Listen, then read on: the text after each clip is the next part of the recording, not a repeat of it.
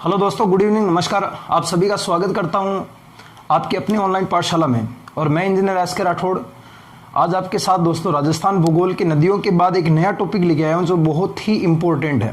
यानी कि आप समझ सकते हो कि आप चाहे रीट की तैयारी कर रहे हो, चाहे कांस्टेबल की कर रहे हो, चाहे पटवार की कर रहे हो, किसी भी प्रतियोगी परीक्षाओं की अगर आप तैयारी करते हो तो उसके लिए ये बहुत इंपॉर्टेंट टॉपिक है। इसलिए एक बार आप सभी क्लास को शेयर कर दो ताकि बच्चे जुड़ पाए अपनी क्लास में। फिर अपन स्टार्ट करते हैं अपना टॉपिक। आज दोस्तों देखना, आज का जो अपना टॉपिक रहेगा, एक बार सभी क्लास को शेयर जरूर कर देना दोस्तों। देखो आज का जो अपना टॉपिक रहेगा साथियों, वो कौन से टॉपिक पर रहेगा अपने, तो वो हम पढ़ेंगे साथियों अपने राजस्थान की जलवायु के बारे में पढ़ेंगे साहब। आज का अपना टॉपिक कौन सा होगा साथियों, अपने राजस्थान की जलवायु। एक बार आप सभी क्लास को लाइक कमेंट शेयर करके जाना, और अभी लाइव क्लास के लिए एक बार सभी शेयर कर दो ताकि अधिक से अधिक बच्चे अपनी क्लास में जुड़ पाए। देखो आज हम साथियों अपने राजस्थान की जलवायु के बारे में पढ़ेंगे। देखो जलवायु वाला टॉपिक राजस्थान के अंदर किसी भी प्रतियोगी परीक्षाओं की तैयारी करते हो तो उसके लिए बहुत ही इंपॉर्टेंट है। तो देखना आप दोस्तों, सबसे पहले आपका एक शब्द आता है साथियों, कौन सा शब्द आता है, तो उसके लिए आप एक जलवायु नाम का शब्द प्रयोग करते हो साहब। सबसे पहले यही समझना है कि जलवायु होती क्या है। और जलवायु से पहले साथियों आपको एक शब्द और आता है जलवायु से पहले, वो क्या आता है साथियों, तो वो आता है अपने मौसम। कि दो शब्द मिलते हैं, एक तो जलवायु मिलता है, एक मौसम मिलता है। तो जलवायु और मौसम होते क्या है, तो आपको बारी बारी से समझना साथियों। कि सबसे पहले हम समझ रहे हैं साहब कि मौसम क्या होता है।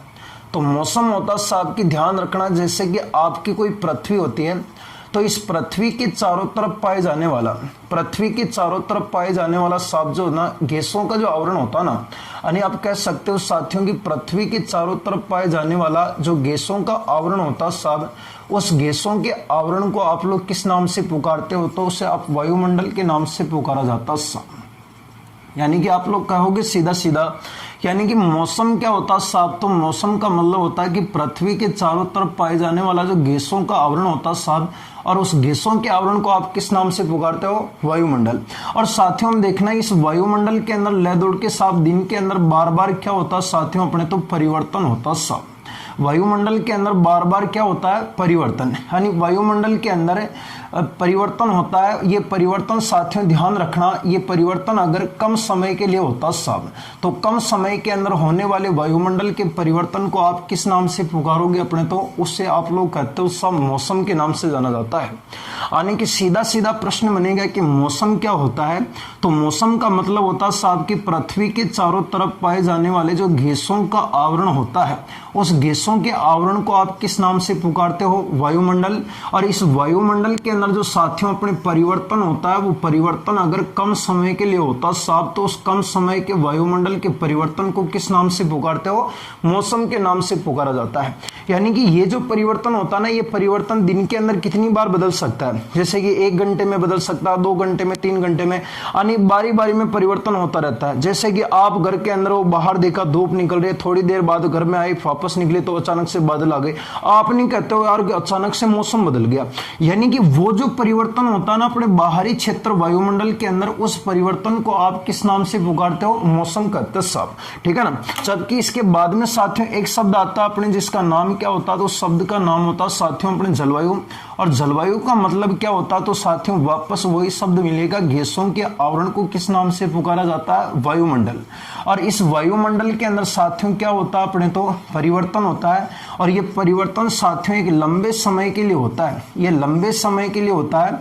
अगर वायुमंडल का परिवर्तन लंबे समय के लिए होता है साथियों, तो उस लंबे समय में होने वाले जो परिवर्तन होता है, उस लंबे समय के लिए होने वाले परिवर्तन को क्या कहा जाता है साथियों, तो ध्यान रखना उस चीज को आप लोग किस नाम से पुकारते हो, जलवायु के नाम से जाना जाता है। यानी कि वायुमंडल के अंदर होने वाले परिवर्तन अगर कम समय के लिए होता है तो उसे तो आप किस नाम से पुकारते हो, मौसम। और वायुमंडल के अंदर अगर कम समय के लिए परिवर्तन होता है तो उस लंबे समय के लिए जो परिवर्तन होता है साथियों, उस लंबे समय के परिवर्तन को आप किस नाम से पुकारोगे अपने, तो जलवायु के नाम से पुकारोगे। अब जलवायु जो होती है ना साथियों, ये बहुत समय तक भी चलते हैं, 3-4 महीनों के लिए चलती है, उसे आप लोग ऋतु के नाम से पुकारा जाता है। यह कम से कम मान सकते हो कि 30 सालों के बाद में भी नहीं बदलती है, 30 सालों तक भी चल सकती है। 30 सालों से लंबे समय तक भी जलवायु रहती है। जैसे कि मैं आपको कह रहा हूं कि जैसे कि ऋतु है, जैसे कि मैं आपको कहता हूं साथियों की वर्षा ऋतु है, इस वर्षा ऋतु की अवधि क्या होती है? तो आपका उत्तर होगा साथियों की वर्षा ऋतु की अवधि जो होती है वो आपका उत्तर होगा साथियों क्या होती है? तो वर्षा ऋतु की अवधि लगभग मध्य जून से लगा करके कहां तक होती है? तो मध्य जून से लगा करके साथियों अपने कहां तक होती है? तो ये लगभग अपने मध्य सितंबर तक होती है। ठीक है ना।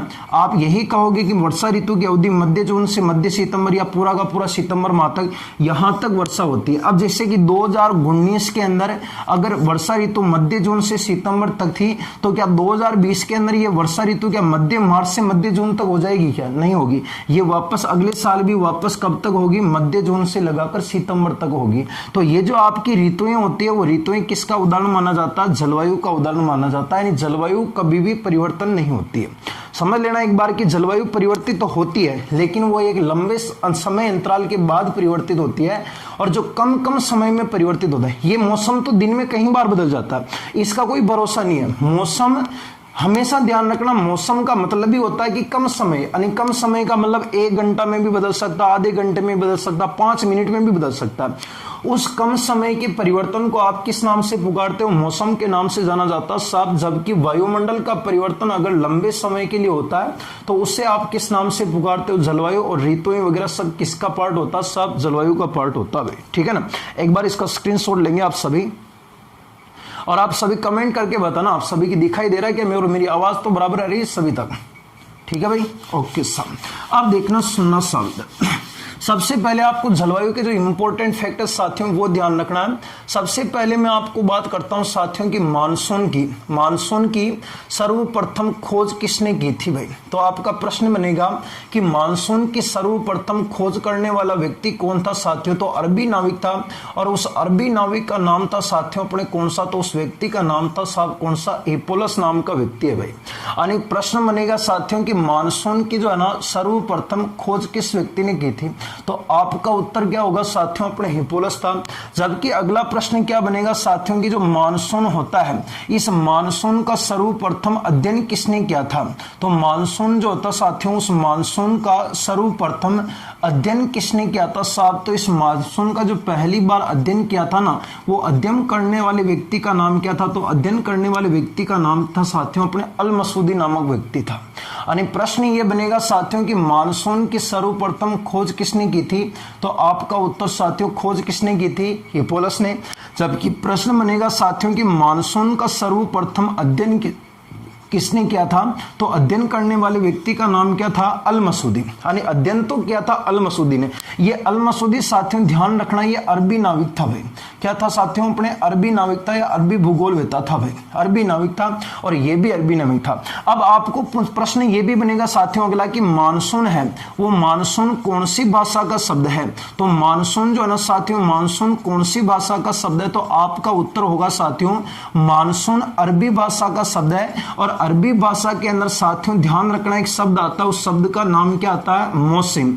ये मानसून जो है ना साथियों ध्यान रखना, मानसून अरबी भाषा के मौसम नामक शब्द से बना हुआ है। और इस मौसम का शाब्दिक अर्थ क्या होता है? तो जो आपकी हवा होती है ना, वो हवा साथियों अगर मौसम के साथ अगर आपकी हवा होती है वो मौसम के अनुसार मुड़ जाती है इधर उधर, तो साथियों इस मौसम का अनुसार हवाओं का मुड़ना, या आप लोग सीधा सीधा कह सकते हो कि हवाओं का मौसम के अनुसार मुड़ना, वो चीज क्या कहलाती है? मौसम। जो कौन सी भाषा का शब्द है? अरबी भाषा, जिससे मिलकर के आपका कौन सा शब्द बनता साथियों? मानसून बढ़ता है। ये प्रश्न कितनी बार पूछा जा चुका है? यानी कि मानसून की पहली बार खोज करने वाले व्यक्ति का नाम आप क्या बताओगे साथियों? हिपोलस। जबकि मानसून का सर्वप्रथम अध्ययन किसने किया था? अपने अल मसूदी ने, जो कहां का था? अपने तो अरबी नाविक। फिर आपका प्रश्न बनेगा साथियों कि मानसून कौन सी भाषा का शब्द है? तो अरबी भाषा। और अरबी भाषा के कौन से शब्द से बना? सब मौसम से बना है। और इस मौसम का शाब्दिक अर्थ क्या होता है? तो हवाओं का मौसम के अनुसार मुड़ना, यानी कि हवाओं का मौसम के अनुसार मुड़ना साथियों वो क्या कहलाता है? मौसम। और मौसम से मिलकर के कौन सा शब्द बन जाता है? साथ मानसून नाम का शब्द बन जाता है भाई। ठीक है ना। आप स्क्रीनशॉट लेंगे एक बार सभी का साथ ही साथ में। अब देखना साथियों की राजस्थान की जो जलवायु है, इस राजस्थान के जलवायु को सीधा सीधा प्रश्न क्या बनता साथियों, देखना इधर कि आपके जो राजस्थान की अपन जलवायु पढ़ रहे हैं ना साहब, इस राजस्थान की जो जलवायु होती है, इस राजस्थान की जलवायु को प्रभावित करने वाले कारक कौन कौन से होते हैं साहब, राजस्थान की जलवायु को प्रभावित करने वाले कारक कौन कौन से होते हैं, तो आपको ध्यान रखने हैं प्रभावित करने वाले कारक। तो यहां पर आपको ध्यान रखना है राजस्थान की जलवायु को प्रभावित करने वाले कारकों की संख्या कितनी है, तो कारकों की संख्या 7 कारक है जो राजस्थान की जलवायु को प्रमुख रूप से क्या करते हैं साहब, अपने तो प्रभावित करते हैं भाई। यानी राजस्थान की जलवायु को प्रभावित करने वाले, राजस्थान की जलवायु को प्रभावित करने वाले कारकों की संख्या कितनी है, 7। अब 7 कारक कौन कौन से, तो पहला जो कारक होता ना साहब वो कौन सा होता, तो वो होता राजस्थान का अक्षांशीय तथा देशांतरी विस्तार, कि राजस्थान का अक्षांशीय तथा देशांतरी विस्तार जो है ना, इससे भी राजस्थान की जलवायु प्रभावित होते साहब। राजस्थान के अक्षांश और देशांतरीय स्थिति के कारण, राजस्थान की अक्षांशीय तथा देशांतरीय स्थितियों के कारण राजस्थान की जलवायु क्या होती है साहब, प्रभावित होती है। अब देखना आप किस प्रकार से प्रभावित होता है। माना कि ये आपका ग्लोब है, इस ग्लोब के ऊपर यहां बीचों बीच ग्लोब पर रेखा खींचते हैं साथियों, उस ध्यान रखना उस रेखा का नाम कौन सी रेखा होगा, अपने तो भूमध्य रेखा। आपका राजस्थान साथियों ध्यान रखना भूमध्य रेखा से ऊपर की ओर स्थित है उत्तरी गोलार्ध में, ठीक है ना। और साथियों ध्यान रखना इस भूमध्य रेखा पर सूर्य का प्रकाश सीधा चमकता है, और धीरे धीरे जैसे जैसे आप इस भूमध्य रेखा से उत्तरी गोलार्ध में जाते हो या भूमध्य रेखा से दक्षिणी गोलार्ध में जाते हो, साथ ध्यान रखना सूर्य का जो प्रकाश होता है उस सूर्य का प्रकाश साथियों धीरे धीरे ध्यान रखना क्या होता जाता है, तो आपका उत्तर होगा साथियों सूर्य का प्रकाश धीरे धीरे क्या होता जाता है, तिरछा होता जाता सब। यानी कि सबसे पहले आप राजस्थान के दक्षिण के अंदर देखोगे साथियों तो यहाँ डूंगर बांसवाड़ा आएगा, और फिर साथियों ध्यान रखना राजस्थान का अंतिम जिला आएगा श्री गंगानगर। यानी गंगानगर के अंदर तो सूर्य का प्रकाश तिरछा होगा और बांसवाड़ा में कौन सा होगा, सीधा होगा, ठीक है ना। इसके बाद अगर अपन दोस्तों पृथ्वी के कटिबंधों की बात करते हैं तो यहां देखना राजस्थान के अंदर साथियों ध्यान रखना यहां से ऊपर की ओर अगर देखते हैं तो कर्क रेखा, इस कर्क रेखा से ऊपर तो ध्यान रखना साथियों अपने कौन सी जलवायु पाई जाती है, इसके ऊपर तो अपने उपोष्ण कटिबंध पाई जाती है, और कर्क रेखा से दक्षिण में कौन सी पाई जाती है, उष्ण, जिसके कारण अपन कह सकते हैं साथियों की कर्क रेखा जो आपकी होती है, ये कर्क रेखा जो साथियों होती है वो कर्क रेखा राजस्थान के 2 जिलों से होकर के गुजरती है। एक जिले का नाम तो साथियों ध्यान रखना अपने कौन सा होगा, अपने डूंगरपुर, और दूसरे नंबर का जिला जो होगा साथियों उस जिले का नाम क्या होगा, बांसवाड़ा। तो कर्क रेखा राजस्थान के 2 जिलों से गुजरती है, डूंगरपुर और बांसवाड़ा साथियों। तो डूंगरपुर और बांसवाड़ा जो कर्क रेखा से दक्षिण में आएंगे वहां की जलवायु तो आपके मूल रूप से कौन सी होगी साथियों, अपने उष्ण कटिबंध होगी। बाकी जो ऊपर वाला शेष राजस्थान है वहां की जलवायु साथियों ध्यान रखना आपके कौन से कटिबंध की होगी, उपोष्ण कटिबंध की जलवायु पाई जाती है सब। यानी सीधा सीधा प्रश्न ये भी बनता आपके यहां से, यानी कि कर्क रेखा जो होती है साथियों, कर्क रेखा राजस्थान के 2 जिलों से गुजरते डूंगरपुर और बांसवाड़ा, और डूंगरपुर और बांसवाड़ा की जलवायु आपका प्रश्न ये बनेगा राजस्थान के अंदर डूंगरपुर तथा बांसवाड़ा की जलवायु कौन सी पाई जाती है। तो राजस्थान के अंदर डूंगरपुर तथा बांसवाड़ा की जलवायु जो होती है ना साथियों को ध्यान रखना कौन से कटिबंध की पाई जाती है, तो आपका उत्तर होगा साथियों डूंगरपुर तथा बांसवाड़ा की जलवायु उष्ण कटिबंधीय जलवायु पाई जाती है। तथा आपका पूछेगा कि शेष जो राजस्थान है, आपका जो शेष राजस्थान होता है साथियों उस शेष राजस्थान की जलवायु कौन सी पाई जाती है, तो आपका जो शेष राजस्थान होता है साथियों शेष राजस्थान की जलवायु कौन सी पाई जाती है, जो कर्क रेखा से ऊपर है उसकी जलवायु साथियों उपोष्ण कटिबंधीय प्रकार की जलवायु पाई जाती है सब। यहाँ की जलवायु उपोष्ण कटिबंध पाई जाएगी। डूंगरपुर बांसवाड़ा की जलवायु उष्ण होगी और राजस्थान के शेष राजस्थान की जलवायु कौन सी होगी, उपोष्ण कटिबंध। ये दोनों जो पता चलता ना साहब वो किसके अनुसार पता चलता, अक्षांशीय तथा देशांतरीय, जिसमें भी मूल रूप से अगर कोई बात करता तो वो अक्षांशीय होगा, देशांतर का काम नहीं है, मेन का इसका काम है, अक्षांश का काम है, ठीक है ना। तो आपको प्रश्न पूछेगी राजस्थान की जलवायु कौन सी है, तो आपका उत्तर होगा राजस्थान में 2 प्रकार की जलवायु पाई जाती है, उपोष्ण कटिबंध और कौन सी पाई जाती है, उष्ण कटिबंध। लेकिन आपका प्रश्न ये बनेगा कि राजस्थान के अधिकतर भाग में कौन सी पाई जाती है, तो कौन सी होगी, उपोष्ण। जो कर्क रेखा से ऊपर है ना उसकी जलवायु होगी उपोष्ण, जबकि दक्षिण में कौन सी होगी, उष्ण कटिबंध। इसको अपन बाद में आगे की ओर देखेंगे। दूसरा जो कारक होता है साथियों, वो कारक कौन सा होता है, तो उसका कारक होता है साथियों की राजस्थान के अंदर जो धरातलीय स्थिति होती है, उस धरातलीय स्थिति के कारण भी राजस्थान की जलवायु प्रभावित होती है। कि धरातलीय स्थिति का मतलब होता है कि कहीं तो जमीन नीचे है और कहीं अधिकतर ऊपर है। ऊपर वाले भागों के अंदर ध्यान रखना साथियों अपने आर्द्रता अधिक होगी, और दक्षिण वाले जो नीचे वाला जो भाग होगा, जो फ्लैट होगा, वहां पर जहां पहाड़ी मैदान वगैरह, पहाड़ी वगैरह कुछ नहीं होगा, वहां पर आर्द्रता कम होगी। ये आप साथियों ध्यान रखना। यानी धरातलीय स्थिति, जैसे कि आप एग्जाम्पल के तौर पर मान सकते हो कि राजस्थान के अंदर जो माउंट आबू वाला क्षेत्र है, इस माउंट आबू क्षेत्र के अंदर सर्वाधिक आर्द्रता वगैरह पाई जाती है, ठीक है ना। धरातलीय स्थिति के बाद में साथियों ध्यान रखना राजस्थान के अंदर जो आपकी अरावली है, इस अरावली का विस्तार ध्यान रखना। राजस्थान के अंदर जो साथियों आपके अरावली, इस अरावली का विस्तार, इसके कारण राजस्थान की जलवायु ध्यान रखना साथियों सर्वाधिक मात्रा में प्रभावित होते सब। राजस्थान की जलवायु को सर्वाधिक प्रभावित करने वाले दो ही कारक है, एक तो अरावली और एक अक्षांश और देशांतर। समझ रहे हो ना आप मेरी बात। यानी प्रश्न बन रहा राजस्थान की जलवायु को प्रभावित करने वाले कारक कितने हैं, तो कारकों की संख्या तो आपको कितनी बतानी है, 7 कारक होते हैं, 7। लेकिन जो मुख्य रूप से जो प्रभावित करते हैं वो एक तो आपका अक्षांशीय और देशांतरी विस्तार प्रभावित करता है, और एक आपके अरावली की जो विस्तार है, इस अरावली का विस्तार राजस्थान की जलवायु को सर्वाधिक प्रभावित करने का काम करता है। भाई कैसे काम करता देखना, इधर सुनना थोड़ी सी बात, बाकी अपन जलवायु में आगे की ओर पढ़ेंगे। ये जैसे कि आपका राजस्थान है साथियों, इधर ये आपका जैसे कि राजस्थान है, ठीक है ना, ये आपका राजस्थान है। इधर राजस्थान के बीचों बीच में साथियों ध्यान रखना, यहाँ पर आपके एक पर्वतमाला निकल रही है, उसी पर्वतमाला का नाम बता रहा हूं मैं आपके कौन सी है, तो इस पर्वतमाला का नाम आपके कौन सी पर्वतमाला होगा, अरावली होगा, ठीक है ना। ये आपके पर्वतमाला कौन सी हो गई, अरावली। अब आपको मैं सीधा सीधा बता रहा हूं, अगर मानसून यहां से आएगा इस तरफ से, जैसे कि यहां से आ रहा मानसून, तो यहां से आने पर मानसून साथियों अरावली के टकराएगा नहीं, और ये अरावली के सहारे सहारे आगे की ओर निकल जाएगा, जिस कारण से राजस्थान के अंदर वर्षा की मात्रा कम होगी, इस प्रकार से आगे निकल जाएगा। जबकि अगर मानसून यहां से आता है इस तरफ से, तो यहां पर आने के बाद साथियों अरावली से टकराएगा, यहां पर आने के बाद अरावली से टकराएगा, वो राजस्थान के ये वाला जो भाग है, ये वाला पूर्वी भाग और ये वाला दक्षिणी भाग, इस दक्षिणी पूर्वी भाग में भयंकर रूप से वर्षा होती है साहब।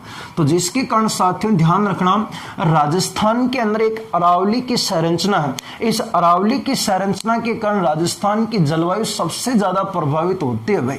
जबकि एक और सर्वाधिक प्रभावित करने वाला कारक कौन सा होगा, अक्षांशीय विस्तार, और एक धरातलीय स्थिति और एक अरावली का विस्तार होता सब, ठीक है ना। उसके बाद साथियों ध्यान रखना, राजस्थान के अंदर जो आपका जो वनस्पति तत्व होता है भाई, उस वनस्पति तत्व के आधार पर भी राजस्थान की जलवायु प्रभावित होती है सब। उसके बाद में साथियों ध्यान रखना, राजस्थान के अंदर जो मृदा पाई जाती है, उस मृदा की संरचना, ये भी आपकी राजस्थान की जलवायु को प्रभावित करते हैं सब।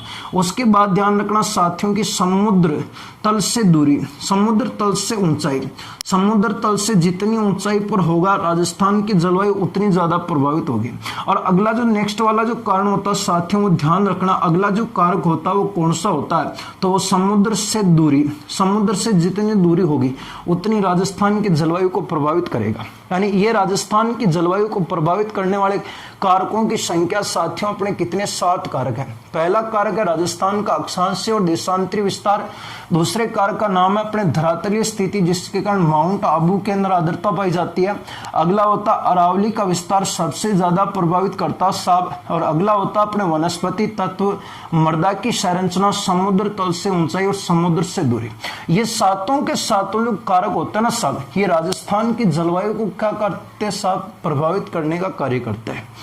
अब आपका प्रश्न क्या बनेगा, कई बार सीधा सीधा प्रश्न पूछ लेता वो एग्जाम में कि राजस्थान की बताओ, निम्न में से राजस्थान की जो जलवायु होती है, उस राजस्थान की जलवायु को प्रभावित करने का निम्न में से कौन सा कारक है, जलवायु को प्रभावित करने वाला निम्न में से कौन सा कारक है और निम्न में से नहीं है।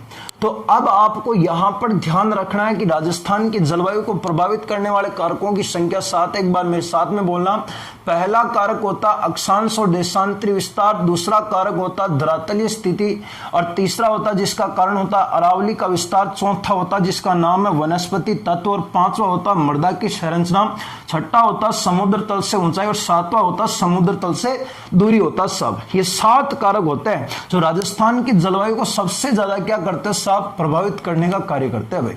आप सभी एक बार इसका स्क्रीनशॉट लेंगे भाई, ठीक है ना, हो गया। अब हम चलते हैं साथियों आगे की ओर।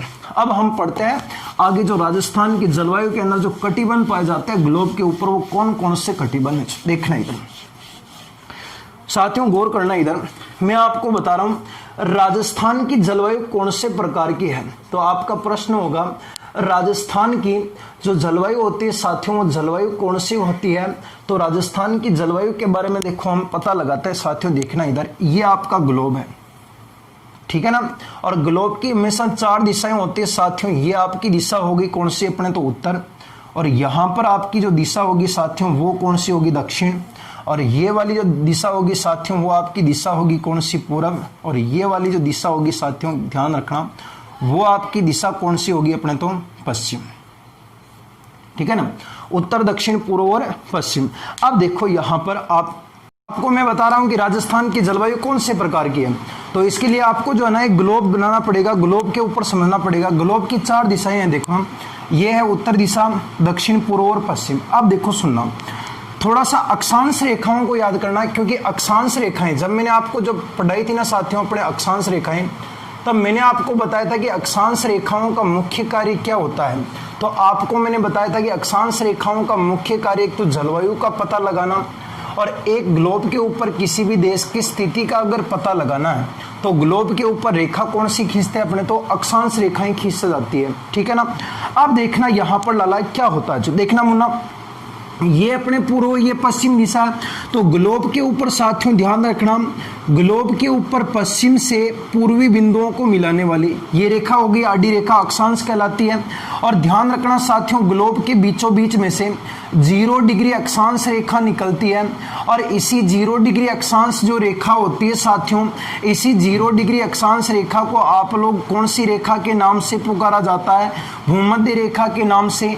और इसी भूमध्य रेखा को साथियों ध्यान रखना आप और कौन सी रेखा के नाम से पुकारते हो, तो आपका उत्तर कौन सी होगा, विषुवत रेखा के नाम से पुकारते हो, ठीक है ना। तो मुन्ना देखना इधर, यानी कि 0 डिग्री जो अक्षांश रेखा होने जिन्हें भूमध्य रेखा और विषुवत रेखा के नाम से भी थारस आगे पुकारी जाओगे, ठीक है ना। अब विषुवत रेखा ग्लोब को 2 भागों में बांट दिया, यहां से ऊपर वाला तो गोलार्ध कहलाता कौन सा साथियों, तो ध्यान रखना यहां से ऊपर वाला गोलार्ध कहलाता अपने कौन सा, तो ये वाला गोलार्ध हो गया उत्तरी गोलार्ध, और नीचे वाला कौन सा हो गया दक्षिणी गोलार्ध, ठीक है ना। अब देखना सुनना, यहां से इस तरफ ग्लोब के बीच के ऊपर उत्तरी गोलार्ध में रेखा निकलती है, और एक वापस ध्यान रखना साथियों यहां पर दक्षिणी गोलार्ध में एक रेखा निकलती है यहां से इस प्रकार से।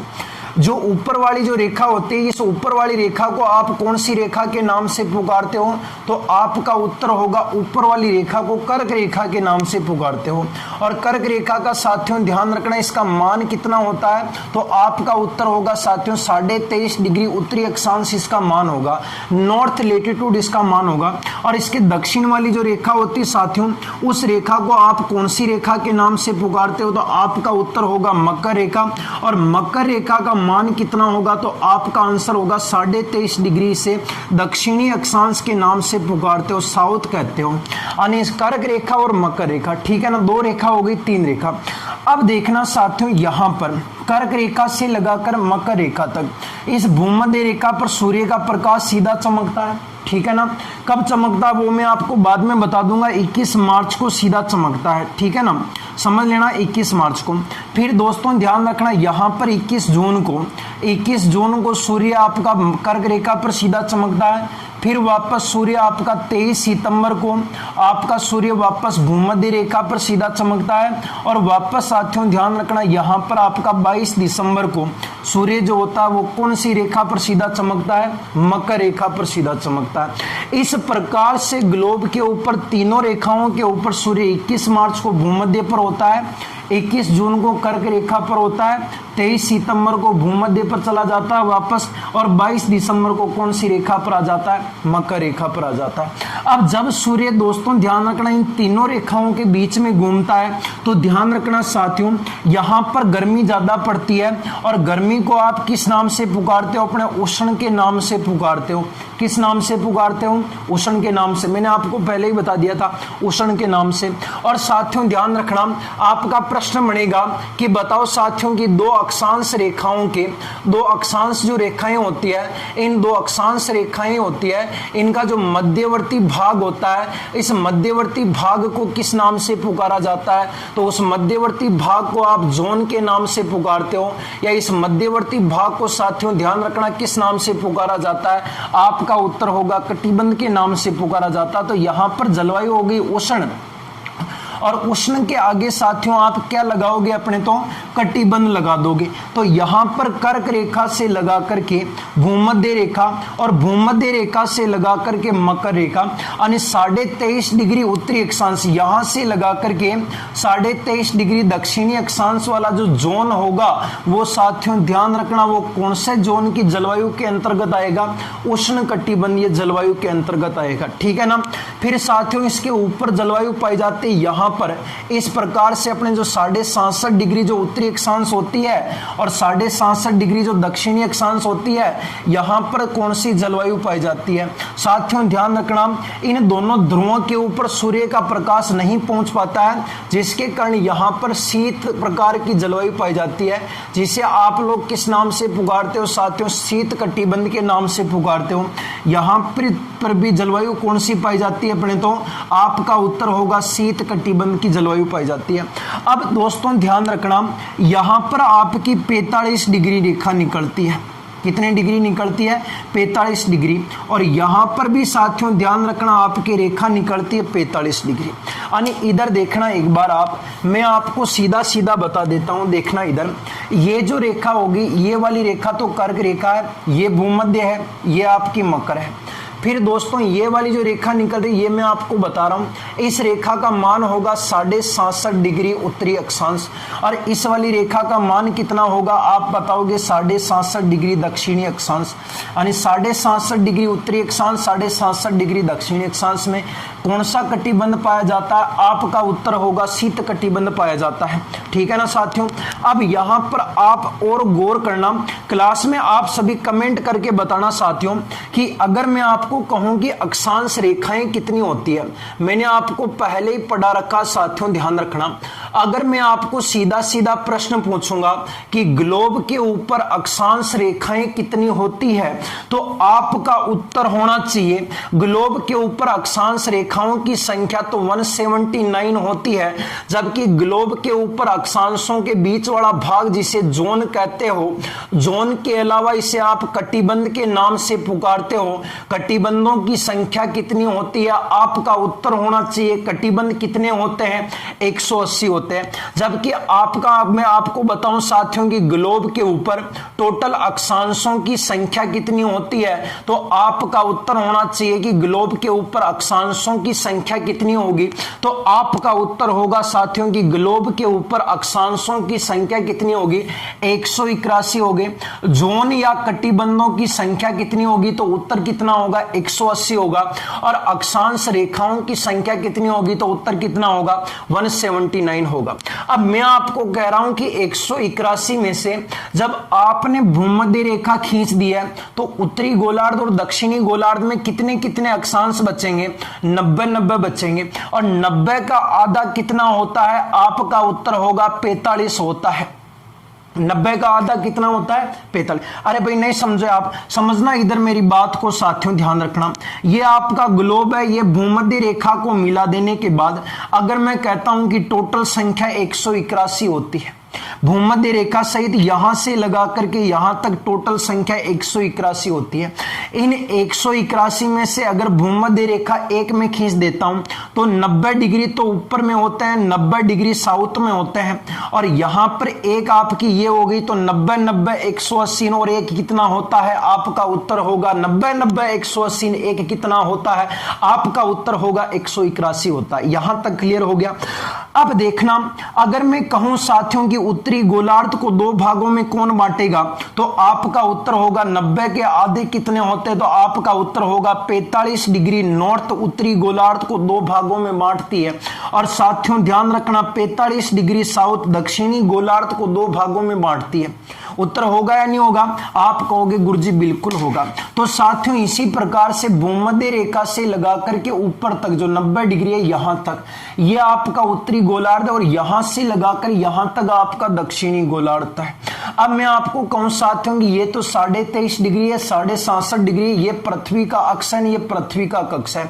अब मैं आपको कहूं साथियों कि ये वाली जो मैंने रेखा निकाली है कौन सी निकाली है, तो आपका उत्तर होना चाहिए साथियों कि ये वाली रेखा 45 डिग्री उत्तरी अक्षांश रेखा निकाली है। तो आप समझ जाओगे कि 45 डिग्री उत्तरी अक्षांश उत्तरी गोलार्ध को दो भागों में बांटेगी, ठीक है ना।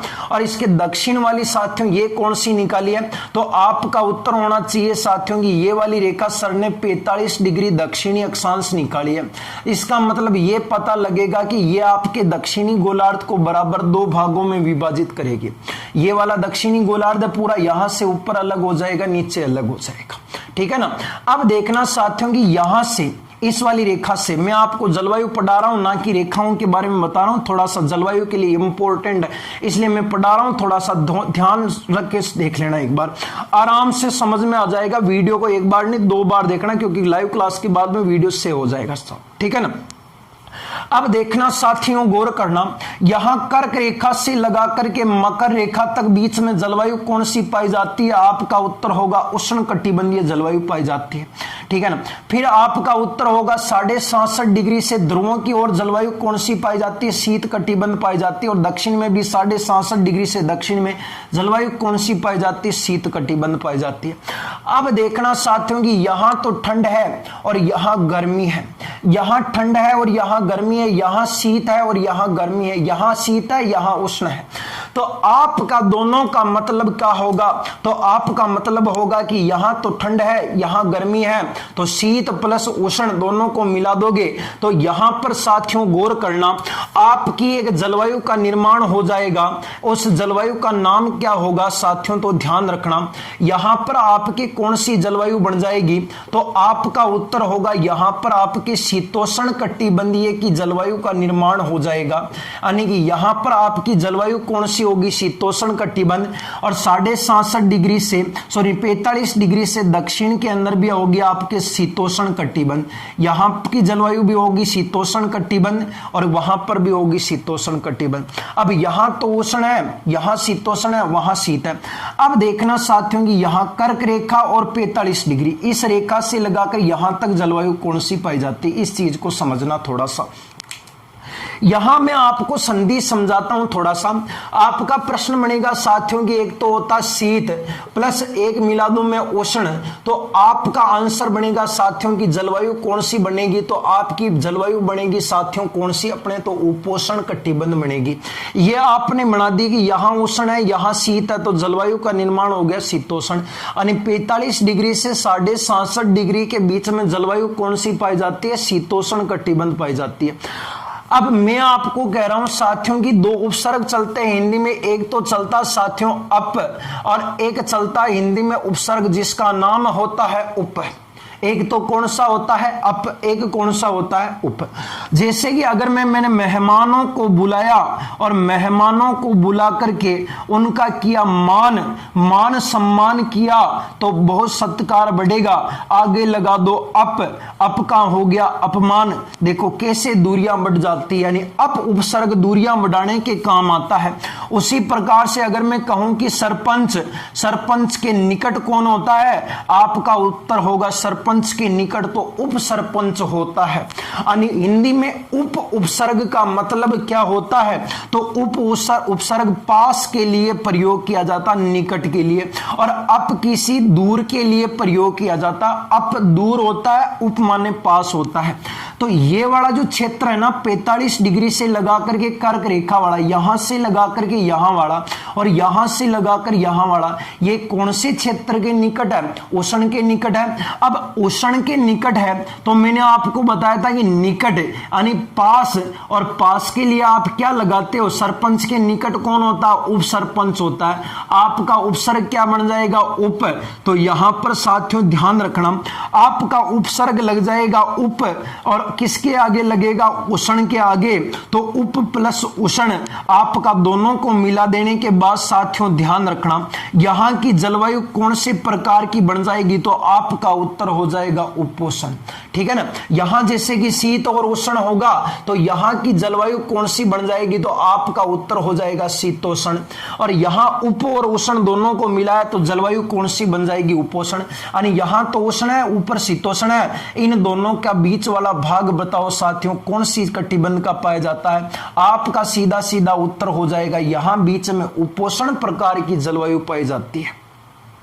तो ग्लोब के ऊपर इस प्रकार से कटिबंधों का निर्माण होता है साथियों। शीत कटिबंध कहां होती है? शीतोष्ण कहां होती है? उपोष्ण कहां होती है? और उष्ण कहां होती है? आपको ध्यान रखना है कर्क रेखा से लगा करके भूमध्य और मकर रेखा के बीच में आपका कौन सा कटिबंध पाया जाता है? उष्ण कटिबंध पाया जाता है।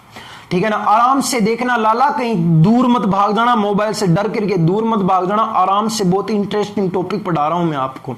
ठीक है ना। आगे धीरे धीरे जब पढ़ोगे तो और भी मजा आता जाएगा, लेकिन अभी आपको सिर्फ यहां पर इसी प्रकार से पढ़ना है। कर्क रेखा से लगा करके भूमध्य और भूमध्य रेखा से लगा करके मकर रेखा, इनके बीच की जलवायु कौन सी पाई जाएगी? आपका उत्तर होगा उष्ण कटिबंध पाई जाएगी। फिर साथियों ध्यान रखना, इस कर्क रेखा से लगा करके 45 डिग्री उत्तरी अक्षांश के मध्य आपकी जलवायु कौन सी पाई जाती है? उपोष्ण। फिर आप कहोगे 45 से लगा करके 66.5 यहां तक जलवायु कौन सी पाई जाएगी? उत्तर होगा शीतोष्ण। 66.5 से ध्रुवों तक कौन सी पाई जाती है? आपका उत्तर होगा शीत कटिबंध पाई जाती है। अब साथियों ध्यान रखना, आपका राजस्थान कहां लगता है? तो आपका उत्तर होगा गुर्जी राजस्थान। तो यहां इस प्रकार से लगता है, यहां पर यह आपका राजस्थान है लाला। मैं आपके बता रहा हूं कि यह आपका राज्य लगता है, उस राज्य का नाम क्या होगा? आपका उत्तर होगा इस राज्य का नाम तो राजस्थान होगा। अब देखना साथियों, राजस्थान के अंदर दो प्रकार की जलवायु पाई जा रही है। मैं आपको बता रहा हूं कि राजस्थान के अंदर साथियों ध्यान रखना, इन सभी रेखाओं में से सिर्फ एक रेखा निकलती है और उस रेखा का नाम क्या होगा? आपका उत्तर होगा गुर्जी रेखा का नाम कर्क रेखा होगा। और कर्क रेखा साथियों ध्यान रखना, राजस्थान के केवल और केवल कौन से भाग से निकलती है? आपका उत्तर होगा कर्क रेखा राजस्थान के दक्षिणी भाग से गुजरती है, जिसका विस्तार 2 जिलों के अंदर होगा। एक जिले का नाम तो होगा डूंगरपुर होगा और दूसरे नंबर का जिले का नाम साथियों गौर करना, वो कौन सा जिला होगा? बांसवाड़ा होगा। यानी कि कर्क रेखा डूंगरपुर बांसवाड़ा में गुजरती यहां से दक्षिण में, और कर्क रेखा से नीचे जलवायु कौन सी पाई जाती है? उष्ण कटिबंध पाई जाती है। कौन सी पाई जाती है? उष्ण कटिबंध पाई जाती है। अब आप बताना साथियों कि डूंगरपुर और बांसवाड़ा की जो जलवायु होगी वो आपके कौन से प्रकार की होगी? आपका उत्तर सीधा सीधा क्या बताओगे अपने? तो डूंगरपुर बांसवाड़ा की जलवायु उष्ण कटिबंधीय जलवायु होगी, जबकि यहां से कर्क रेखा से ऊपर आपकी जलवायु कौन सी लगती है? उपोष्ण। तो साथियों ध्यान रखना, जो आपका शेष राजस्थान होता है, शेष माने क्या मतलब होता है? तो डूंगरपुर और बांसवाड़ा को छोड़ करके जो शेष राजस्थान होता है वहां की जलवायु आपके कौन से प्रकार की होगी? तो आपका उत्तर होना चाहिए वहां की जलवायु साथियों कौन से प्रकार की होगी? तो वहां की जलवायु उपोष्ण कटिबंधीय प्रकार की होगी। यहां पर डूंगरपुर और बांसवाड़ा की जलवायु कौन सी होगी? उष्ण कटिबंध। और शेष राजस्थान की जलवायु आप कौन सी बताओगे? उपोष्ण कटिबंध होगी। यानी आपका प्रश्न यह बनेगा साथियों, ध्यान रखना, प्रश्न यह बनेगा पहला कि राजस्थान में कितने प्रकार की जलवायु पाई जाती है? राजस्थान में कितने प्रकार की जलवायु पाई जाती है? तो आपका उत्तर होगा राजस्थान के अंदर सीधी सीधी बतानी 2 प्रकार की जलवायु जलवायु पाई जाती है? एक तो कौन सी पाई जाती है? उत्तर होगा एक आपकी उष्ण कटिबंध, और दूसरे प्रकार की कौन सी पाई जाती है? आपका होगा उपोष्ण कटिबंध। लेकिन राजस्थान के अधिकतर भाग में कौन सी पाई जाती है? तो राजस्थान के अधिकतर भाग में आप कौन सी कटिबंध बताओगे? उपोष्ण कटिबंध बताओगे। समझ में आया? अगर जिन जिन विद्यार्थियों के समझ में आ गया वो कमेंट में हां करके बताओ, और जिनके नहीं आया वो ना करके बताओ, वापस बता दूंगा। नहीं समझ में आया कोई दिक्कत नहीं, देखना एक बार। कर्क रेखा दक्षिणी भाग में निकलती है दो जिलों से, डूंगरपुर और बांसवाड़ा से। तो कर्क रेखा यहां से दक्षिण में आपकी जलवायु कौन सी होगी? उष्ण कटिबंध। और बाकी जो शेष ऊपर वाला राजस्थान होगा वहां की जलवायु कौन सी होगी? उपोष्ण कटिबंध। तो शेष राजस्थान, राजस्थान में दो प्रकार की जलवायु पाई जाती है, उष्ण कटिबंध और उपोष्ण। डूंगरपुर बांसवाड़ा में जलवायु कौन सी पाई जाती है? उष्ण कटिबंध। और शेष राजस्थान या उत्तरी राजस्थान, मध्यवर्ती राजस्थान में जलवायु कौन सी पाई जाती है? उपोष्ण कटिबंध। इसी के साथ आपको ध्यान रखना कि भारत की जलवायु कौन सी होती है। साथियों ध्यान रखना, भारत के अंदर जलवायु कौन सी पाई जाती है? तो भारत की जलवायु भी ध्यान रख लेना साथियों, ध्यान रखना। भारत की जलवायु कौन से प्रकार की होती है? तो भारत की जलवायु साथियों ध्यान रखना उष्ण कटिबंधीय मानसूनी प्रकार की जलवायु होती है। प्रश्न क्या बनेगा? प्रश्न यह बनेगा साथियों कि राजस्थान की जलवायु कौन सी होगी? आपका उत्तर होगा उपोष्ण कटिबंध होगी और उष्ण भी होगी, लेकिन दोनों ऑप्शन में आ जाओगे तो उपोष्ण करोगे। लेकिन भारत की जलवायु कौन सी होगी? तो आपका उत्तर होना चाहिए भारत की जलवायु के संदर्भ में उष्ण कटिबंधीय मानसून प्रकार की जलवायु होती है। अब बताओ कि प्रश्न में कहां कौन सा कंफ्यूज है। अगर आपको किसी देश का अक्षांश और देशांतर पता है तो आप इस प्रकार से इस ग्लोब पर उसे रख करके किसी भी देश की जलवायु के बारे में पता लगा सकते हो। अब आप मेरे को बताओ कि कहां पर दिक्कत आ रही है आपको, जो बताओ, कमेंट करो एक बार। सभी को समझ में आ गया क्या? अरे आगे के आगे चला चला का नहीं चला चला, ठीक है गुरुजी, चलो उतार लो एक बार, स्क्रीनशॉट ले लो थेड़ा। हो गयो? ठीक है गुरुजी, हो गयो तो बस हो गयो। ओ लो भाई,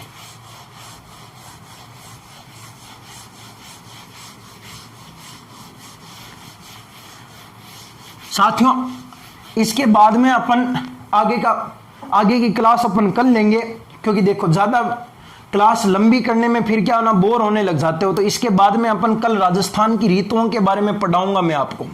और जिन जिन लोगों को ऋतुएं पढ़नी है कल ऑनलाइन आ जाना 8:30 बजे, यही टाइम होगा अपने, 8:30 बजे का ही टाइम होगा। और 40 मिनट की क्लास होती है अपने। उस मिनटों की क्लास में आप लोग अपना एक एक मिनट कम इंपॉर्टेंट समझ करके क्लास को अटेंड किया करो, क्योंकि आपको मैं जो पढ़ा रहा हूं साथियों ये आपके RAS लेवल का पढ़ा रहा हूं, ठीक है ना। इसके बाद में आपकी कोई और इंडियन ज्योग्राफी और वर्ल्ड ज्योग्राफी जो पढ़ाऊंगा मैं आपको IAS लेवल की पढ़ाऊंगा। आपकी कोई भी कॉम्पिटिटिव एग्जाम देते हो तो उसमें आपके सभी में इसी प्रकार से काम आता जाएगा, ठीक है ना। तो आप सभी कमेंट जरूर कर दिया करो, क्लास को शेयर कर दिया करो यार, एक बार शेयर करने में कई जावत होगा, ठीक है ना। तो साथियों मिलते हैं अगली क्लास में कल इसी समय, तैयार रहना आप। और आप सभी का धन्यवाद क्लास में उपस्थित होने के लिए, धन्यवाद दोस्तों, मिलते हैं अगली वीडियो में।